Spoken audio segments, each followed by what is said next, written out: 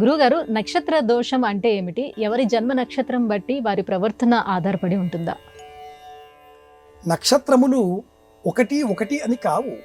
కొన్ని నక్షత్రాల సమూహం, నక్షత్రాలకు గుంపుగా ఆ పేరు పెట్టడంతో మనమంతా నక్షత్రములు అని చెప్పుకుంటూ వస్తున్నాం.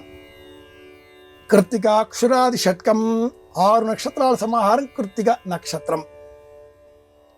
అలాగే 100 నక్షత్రాలకు పైగా శతభిషం, వాటికి ఆ పేర్లు ఉన్నాయి.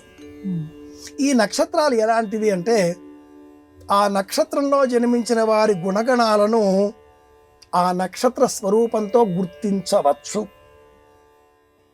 ఆ నక్షత్రానికి పడరాని వారు ఇతర నక్షత్రాలలో కూడా ఉన్నప్పుడు ఆ నక్షత్రం వీరికి వైరి నక్షత్రం అవుతుంది. దీనినే వేధ నక్షత్రం అంటారు. ఉదాహరణగా మూలా నక్షత్రం స్వీకరిస్తే, మూలా నక్షత్రానికి వేధ నక్షత్రం ఆశ్లేష.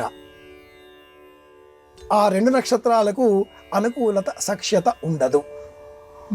నక్షత్ర స్వభావాలు ఎలాంటివి? ఆశ్లేష నక్షత్ర స్వభావాన్ని మనం గమనించినప్పుడు వ్యాపార స్వభావం, నిర్మాణాత్మక వైఖరిని కలిగి ఉండడం, అందరితో కూడా అవసరం ఉంటేనే మాట్లాడడం, గుంభనంగా జీవించడం, ఆలస్య నిర్ణయాలు తీసుకోవడం, పిరికితనం, భయం, ఒంటరిగా జీవించడం, ఏకాంతంగా రహస్య వ్యవహారాలు చేయడం, శత్రుత్వాన్ని నిలబెట్టుకోవడం, సాధించడం స్వభావాలు. మూలా నక్షత్ర స్వభావాన్ని స్వీకరిస్తే కేతు నక్షత్రం త్యాగం, దానం, అసంపూర్ణంగా వదిలివేయడం, జీవితం అర్ధాంతంగా పూర్తి కావడం, సంపూర్ణ జీవితాన్ని వీళ్ళు జీవించరు. ఈ క్రమంలో మళ్ళీ అశ్విని, మఘ, మూల కేతు నక్షత్రాలు. సూక్ష్మంగా చెప్పాలి అంటే ప్రతి వ్యక్తి జాతకాన్ని నక్షత్రం తెలియజేస్తుంది. కనుకనే నక్షత్ర ఆధారితంగా రాశి నిర్ణయం అవుతుంది. భరణి నక్షత్రంలో జన్మించాడు, మేషరాశి.